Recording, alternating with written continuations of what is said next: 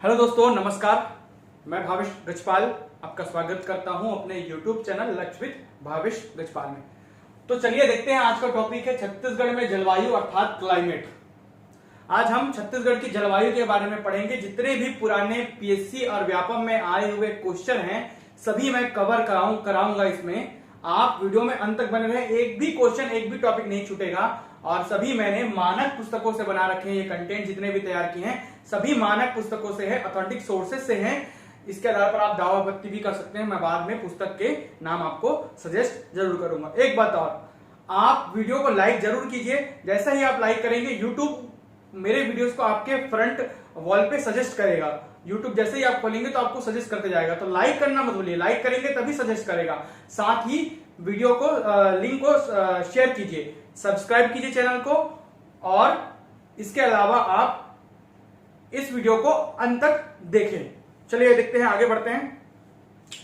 एक बात और, बेल आइकॉन भी प्रेस कीजिए भाई।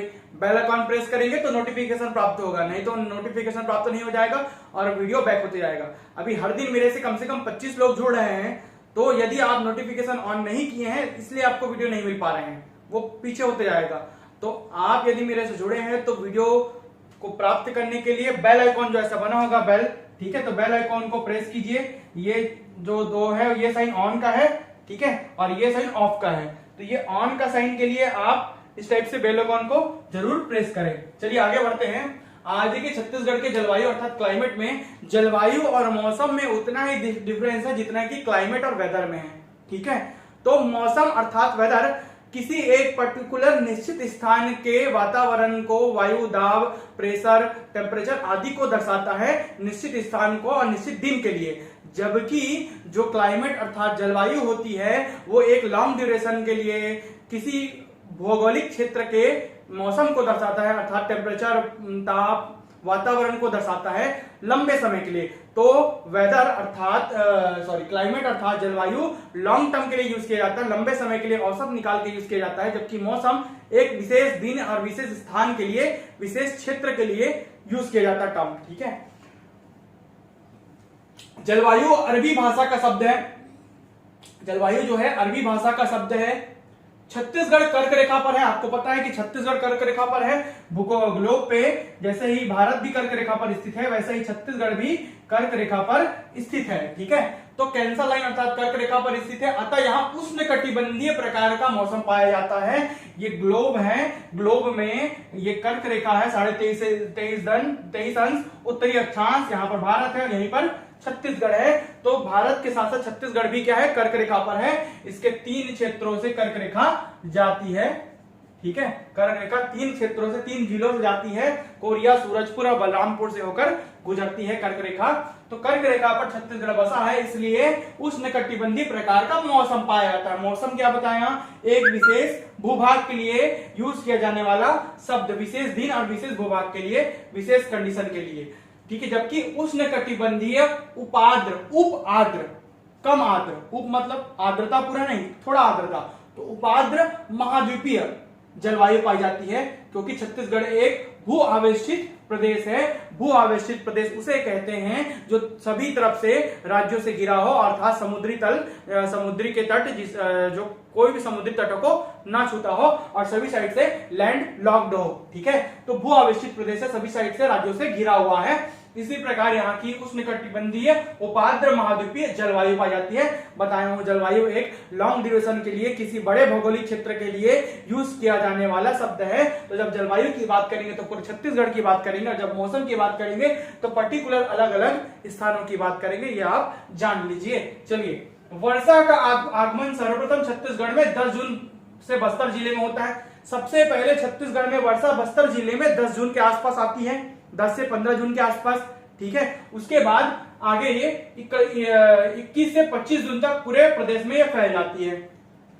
10 जून को बस्तर जिले में आएगी और 21 से 25 जून तक पूरे प्रदेश में वर्षा पूर्णतः फैल जाती है, ठीक है। इसके अलावा बंगाल की खाड़ी से 90% वर्षा होती है छत्तीसगढ़ में, और अरब सागर से हवाओं से 10% वर्षा होती है। ये भी आपको जानना है। अगर पूछेगा सर्वाधिक वर्षा किस पवनों से होती है, तो बंगाल की खाड़ी से आए हुए पवनों से, जबकि अरब सागर से आए हुए पवनों से 10% वर्षा होती है। पूरे मैप के साथ बताऊंगा कि कौन से स्थान में कैसा, कितने मिलीमीटर में वर्षा होती है, कैसे होती है। पूरा डिटेल सभी मानक पुस्तकों से तैयार किए गए आंकड़े हैं। वीडियो में लास्ट तक बने रहे। चलिए देखते हैं। जो जैसे कि भारत में दक्षिण पश्चिम मानसून, मतलब इधर से वर्षा आती है, वो दो भाग में बढ़ जाती है। एक वर्षा जो बंगाल की खाड़ी से आती है और दूसरी अरब सागर से आती है। 90 और 10 के रेशियो में। आगे बढ़ते हैं। आपको पता है कि 21 मार्च को सूर्य उत्तरायण होता है। उत्तरायण होना क्या मतलब है, सूर्य जब कर्क रेखा सेंटर पर भूमध्य रेखा पर है सूर्य, ठीक है, तो ये है सेंटर पर। उत्तरायण का मतलब उत्तर की ओर, उत्तरी गोलार्ध की ओर जाना चालू होगा, और 21 जून तक वो कर्क रेखा पर पहुंच जाता है, कर्क रेखा के लंबवत पहुंच जाता है। ये 21 मार्च से चालू होता है और यहां तक कर्क रेखा तक पहुंचने में 21 जून लगता है।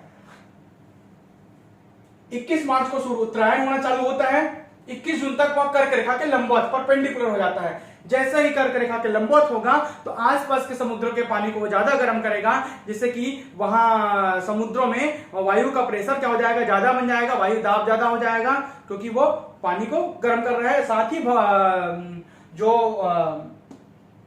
भूभाग है, जैसे कि छत्तीसगढ़ का भूभाग, वहां पर निम्न वायु दाब का क्षेत्र बन जाएगा, क्योंकि वहां पर के हवा को वो सुखा देगा। हवा सूखी रहेगी तो हल्की रहेगी, हल्की रहेगी तो निम्न वायु दाब का क्षेत्र भूभाग पर बनेगा, और जब पानी भाप बनेगा तो वो बूंदों के रूप में, वाष्प के रूप में भाप बनेगा, तो वहां की हवा भारी हो जाएगी। तो समुद्रों में उच्च वायु दाब, भूभाग पर निम्न वायु दाब, और कोई भी चीज ज्यादा से कम की ओर बहती है तो हवाएं किधर खिंचाएंगी, भूभाग की ओर खिंचाएंगी। 21 जून के आसपास हवाएं भूभाग की ओर खिंचाती हैं, क्योंकि इधर निम्न वायु दाब है। जिधर भूभाग पर निम्न वायु दाब है उधर ही हवाएं खिंचाएंगी, जिससे कि वहां पर वर्षा का आगमन होता है, ऐसा कहा जाता है। ठीक है, अब आगे बढ़ेंगे। धूप के कारण तापमान अधिक व निम्न वायु दाब का क्षेत्र बन जाएगा। कहां पर, केंद्र पर। केंद्र पर मतलब भूभागों पर, जबकि सागरों में उच्च वायु दाब होता है, उच्च से निम्न की ओर वायु आता है, जिससे हवाएं सागरों से स्थल की ओर आती हैं और वर्षा कराती है, जैसे कि मैंने आपको समझा रखा है। आगे बढ़ते हैं। 21 सितंबर तक सूर्य दक्षिणायन होना चालू हो जाता है, और वापस से सूर्य जब 21 सितंबर होता है तो दक्षिण गोलार्ध की ओर चलना चालू हो जाता है, और 14 जनवरी को वो मकर रेखा पर होता है, जिसे हम मकर संक्रांति, 14 जनवरी के आसपास हम लोग मकर संक्रांति मनाते हैं। ठीक है, क्योंकि वो मकर रेखा पर होता है सूर्य, इसी समय हम लोग मकर संक्रांति मनाते हैं। अब वो ऑस्ट्रेलिया की ओर चला गया, सूर्य की किरणें लंबवत ऑस्ट्रेलिया में पड़ती है। मकर रेखा पर बसा शहर, बसा देश ऑस्ट्रेलिया है, जिससे कि इधर ठंडी पड़ती है उत्तरी गोलार्ध में होने के कारण। अब आगे बढ़ते हैं। 21 सितंबर तक सूर्य दक्षिणायन हो जाता है, तो शीत ऋतु का आगमन होता है। शीत ऋतु में नवंबर से जनवरी तक के अंत में होती है। कहां से, नवंबर से लेकर जनवरी तक के अंत में। 14 जनवरी तक शीत ऋतु मुख्य रूप से होती है। 14 जनवरी को सूर्य की किरणें लंबवत मकर रेखा पर पड़ती है, जिससे कि उत्तरी गोलार्ध में अर्थात छत्तीसगढ़ और भारत में शीत ऋतु पड़ती है। ठीक है, तो नवंबर से जनवरी के अंत तक क्या होता है, शीत ऋतु रहता है। छत्तीसगढ़ में 3 प्रकार के ऋतुएं होती हैं, ग्रीष्म, शीत और वर्षा। इसके अलावा 2 और ऋतुओं के बारे में बताऊंगा, उप ऋतुएं बोल सकते हैं। 21 सितंबर तक सूर्य दक्षिणायन होता है, और नवंबर और जनवरी में शीत ऋतु पड़ती है छत्तीसगढ़ में। तो अक्टूबर का जो मौसम छूट गया, 20 का अक्टूबर का मौसम संक्रांति काल, मतलब बीच का काल, संक्रांति काल अर्थात बीच का काल शरद कहलाता है। अक्टूबर का मौसम ही छत्तीसगढ़ में शरद कहलाता है, और जनवरी तक का शीत ऋतु, तब फरवरी तक का समय संक्रांति काल वसंत कहलाता है। तो जनवरी के बाद, 14 जनवरी के बाद का जो समय होता है छत्तीसगढ़ में, वो वसंत कहलाता है, वसंत ऋतु कहलाता है। और अक्टूबर तक का मौसम जो संक्रांति काल है, वो छत्तीसगढ़ में शरद ऋतु कहलाता है। अक्टूबर का मंथ और फरवरी का महीना वसंत, अक्टूबर का महीना शरद, नवंबर से जनवरी शीत ऋतु, 21 जून से 21 सितंबर तक वर्षा ऋतु, और 21 जून के पहले ग्रीष्म ऋतु। ठीक है, क्या रहता है, ग्रीष्म ऋतु। इस प्रकार ये ऋतुएं चलती रहती हैं। ये सभी सूर्य की स्थिति उत्तरायण और दक्षिणायन होने के परिणाम स्वरूप ही यहाँ पर ऋतुएं परिवर्तन होती हैं। अब चलते हैं जो ऑथेंटिक सोर्स है। देखिए, सेंटीमीटर में एक आंकड़ा है और एक मिलीमीटर में आंकड़ा है। तो सेंटीमीटर में आंकड़ा ये हिंदी ग्रंथ अकेडमी का, और जो मिलीमीटर में आंकड़ा है ये बृहद संदर्भ का है, और दोनों ही मानक पुस्तकें हैं। दोनों से ही सीजीपीएससी और सीजी व्यापम क्वेश्चंस उठाते हैं। तो मैंने सेंटीमीटर और मिलीमीटर में वर्षा को निकाल दिया हुआ है, साथ ही औसत दिन को भी लिखा हुआ है। सबसे पहले देखते हैं औसत वार्षिक वर्षा। छत्तीसगढ़ में पूरा एवरेज निकालें साल भर का, तो औसत वार्षिक वर्षा छत्तीसगढ़ में 138 से 140 सेंटीमीटर होती है, जबकि मिलीमीटर में 1000 से 1500। आपको 1000 से 1500 याद रखना है मिलीमीटर में, सेंटीमीटर में 138 से 140। अगर ये 125 से 150 है तो भी सही है, ठीक है। जबकि छत्तीसगढ़ में वर्षा का औसत वार्षिक दिवस 67 दिन वर्षा होता है 365 दिन में से, ये औसत है, ठीक है। कितना? 67 दिन वर्षा होती है 365 दिनों में से, इसी को बोलते हैं औसत दिवस। बस्तर संभाग में, बस्तर संभाग के अंतर्गत दंतेवाड़ा, बस्तर, जगदलपुर, साथ ही कांकेर के क्षेत्र आते हैं, जहां पर बस्तर संभाग के अंतर्गत दिया गया है, जहां वर्षा 145.2 सेंटीमीटर होती है, 145.2 सेंटीमीटर, जबकि 1560 मिलीमीटर वर्षा होती है मिलीमीटर में। और बस्तर संभाग में वर्षा का औसत दिवस 72 है। बिलासपुर और रायपुर तथा दुर्ग, ऑब्लिक करके दुर्ग लिखा हूं इसलिए दो आंकड़े हैं इसमें, बिलासपुर, रायपुर और दुर्ग। तो बिलासपुर और रायपुर में 142 सेंटीमीटर, दुर्ग में 114 सेंटीमीटर वर्षा होती है, जबकि बिलासपुर, रायपुर में 1450 मिलीमीटर में, जबकि दुर्ग में 1200 मिलीमीटर वर्षा होती है। दोनों में वर्षा का औसत दिवस 64 और 64 है। पूर्वी बघेलखंड के पठार में, अर्थात ये वाले हिस्से जो पूर्वी बघेलखंड का पठार कहलाता है, ठीक है, जहां से हसदो नदी निकलती है, पूर्वी बघेलखंड के पठार वाले क्षेत्र में 161 सेंटीमीटर वर्षा होती है, जो कि लगभग 1500 से 1600 मिलीमीटर है। और वर्षा का औसत दिवस 83 है, 83 औसत दिन की वर्षा होती है ऊपर के क्षेत्रों में। आगे आते हैं, क्योंकि वो सर्वाधिक कर्क रेखा पर बसा हुआ है, तो जहां यहीं पर ज्यादा गर्मी पड़ेगी और यहीं पर ज्यादा हवाएं क्या होंगी, ज्यादा सूखी होंगी, जिससे कि निम्न वायु दाब ज्यादा यहीं पर होगा, जिससे वर्षा यहाँ पर ज्यादा हो जाती है, ठीक है। अब आगे आ जाएंगे, कवर्धा, जिसे वृष्टि छाया प्रदेश कहते हैं, राजनांदगांव का उत्तरी हिस्सा और पूरा कवर्धा क्षेत्र वृष्टि छाया क्षेत्र कहलाता है, जहां पर वर्षा 120 सेंटीमीटर होती है और 1000 मिलीमीटर होती है। मिलीमीटर में 1000 और सेंटीमीटर में 120, दोनों अलग अलग बुक से लिए गए आंकड़े, इसलिए थोड़ा सा डिफरेंस होगा। और वर्षा का औसत दिवस 22 दिन की वर्षा होती है केवल। यहाँ पर देखिए 1000 मिलीमीटर वर्षा वृष्टि छाया प्रदेश ये लिखा हूं। यहाँ पर जो 10% वर्षा आती है वो भी मैकल रेंज के कारण रुक जाती है, मैकल पर्वत श्रेणी के कारण ये वृष्टि छाया प्रदेश कहलाता है, जिस कारण यहाँ केवल 22 औसत दिनों की ही वर्षा हो पाती है। इसके अलावा 1, 2 और 3 क्षेत्रों में 160 सेंटीमीटर वर्षा होती है और 1600 मिलीमीटर वर्षा होती है। 1, 2 और 3 क्षेत्र कहाँ हैं? छत्तीसगढ़ में सर्वाधिक वर्षा के 3 हॉटस्पॉट हैं, ठीक है, ये आपको मानक पुस्तक से मिल जाएंगे। जसपुर जिले का पूर्वी जसपुर क्षेत्र, रायगढ़ का बेसिन और अबुझमाड़ की पहाड़ियां, ये 3 ही हॉटस्पॉट है जहां पर सर्वाधिक वर्षा होती है। जसपुर पूर्व, रायगढ़ का बेसिन दूसरा और तीसरा अबुझमाड़ की पहाड़ियां। यहाँ 1, 2 और 3 क्षेत्रों को लिख दिया हूं। यहाँ पर 160 सेंटीमीटर वर्षा होती है और मिलीमीटर में 1600 मिलीमीटर की वर्षा होती है। जबकि अगर खाली वर्षा ऋतु सीजन, ये औसत है ना, अगर मैं सीजन की बात करूं, सीजनेबल वर्षा सर्वाधिक अबुझमाड़ की पहाड़ियों में होती है। जिला अबुझमाड़ की पहाड़ियां अर्थात नारायणपुर जिला, 187 सेंटीमीटर की यहां वर्षा होती है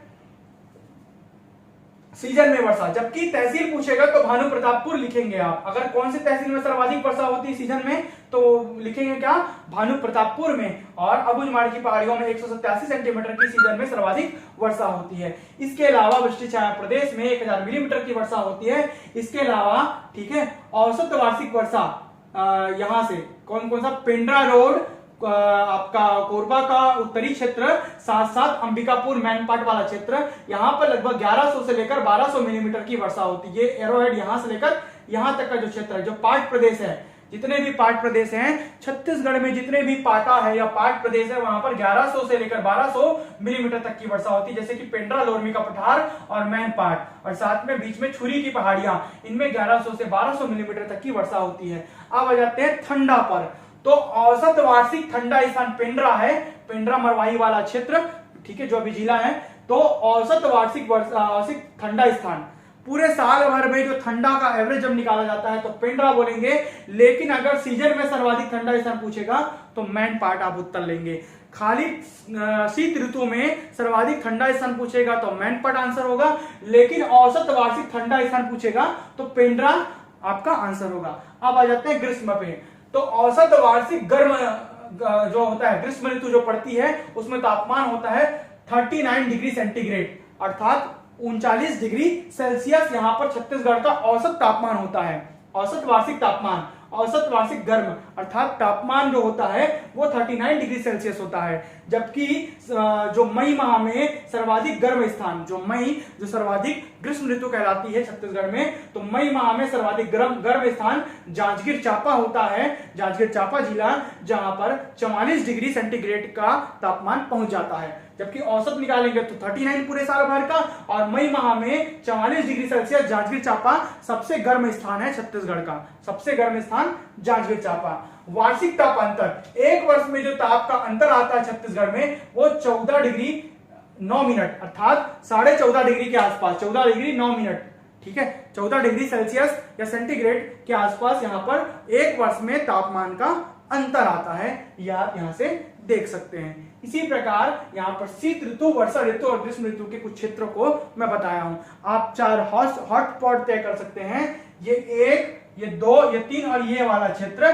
जहां पर वर्षा सर्वाधिक होती है, ठीक है, ऐसे करके चतुर्भुज आप बना सकते हैं 1, 2, 3 और 4 को जोड़ते हुए। लेकिन ये 3, 1, 2, 3 प्रमुख स्थान है जहां पर वर्षा सर्वाधिक होती है। धन्यवाद। वीडियो आपको कैसा लगा? वीडियो को लाइक कीजिए, शेयर कीजिए लिंक को, साथ ही मेरे अन्य वीडियो भी देखिए। इसके मैं अगले पार्ट में एमसीक्यू कराऊंगा जिसमें 20 क्वेश्चन रहेंगे, 20 क्वेश्चन महत्वपूर्ण जलवायु के जो पुराने पेपरों में आए हुए हैं, पूरा मेंशन करता हूं मैं, लाइव रहेगा, आप उसमें लाइव चैट में जाकर आंसर भी दे सकते हैं।